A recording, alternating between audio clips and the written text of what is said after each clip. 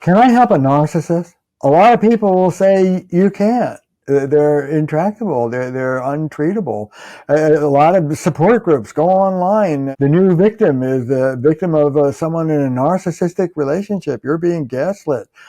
This person is hopeless. Get out. Hey, listen, we're couples therapists. I am watching people advise people to leave relationships that in RLT we can teach you how to work with, and not always, but more often than not, transform and make better. Can you help a narcissist? Yes, I believe you can, but you have to know how. Hi, everybody, it's Terry, and I am inviting you to what I think is a fairly revolutionary take on working with grandiosity, working with so-called narcissism. You know, clinicians are taking a position that narcissists really can't change. There's a ton of stuff on being a partner in a narcissistic relationship. You know, mostly the advice is leave the son. Listen, let me tell you something.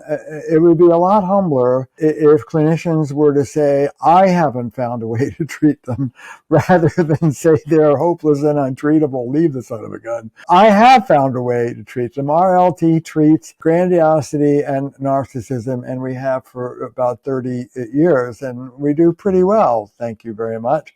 But we don't do it the way that normal therapists are taught to. To be honest, normal therapists are mostly taught to not treat it at all. We are taught to nurture a narcissist. We believe most often that underneath the grandiosity and narcissism is a hurt little, usually boy, it could be girl or binary, non-binary. You know, if we could just do trauma work and love up that wounded little person inside, the entitlement, selfishness, lack of empathy would dissolve. Hope that that will happen, and if it does, it takes years and years. Most therapists are afraid to lean into grandiose thinking and beliefs and behaviors for the same fears that govern most women with grandiose men in heterosexual relationships or in role reverse relationships, the fear that drives men. Anybody who is on that grandiose, quote unquote, masculine side of the equation scares us. We are afraid that if we tell the truth to them, if we unmask them, they will, one, blow up and attack us, two, storm off and leave us, or three, interestingly, fall apart, and it will be our fault because we've hurt them.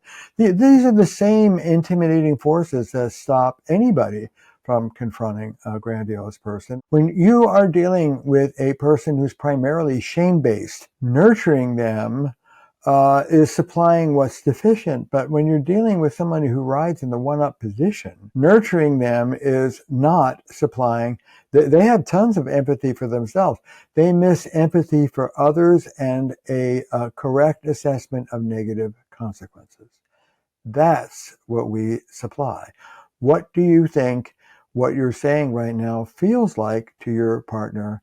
And what do you think is going to happen to you if this doesn't change? We are taught as therapists to first form a trusting relationship with difficult people, and then maybe years later, form a therapeutic alliance by telling, in RLT, we have mastered the art of forming a therapeutic alliance by telling grandiose narcissistic people what's difficult about what they're doing right out of the starting gate. But there's an art to it. We call it joining through the truth. Telling the difficult truth about how somebody is getting in their own way with so much skill, so much empathy, so rooting on their side, and it doesn't hurt to have a little leverage in your back pocket. Doing all this so skillfully that they feel closer to you because of the loving confrontation, not as we're taught in therapy school that they will recoil or rebel.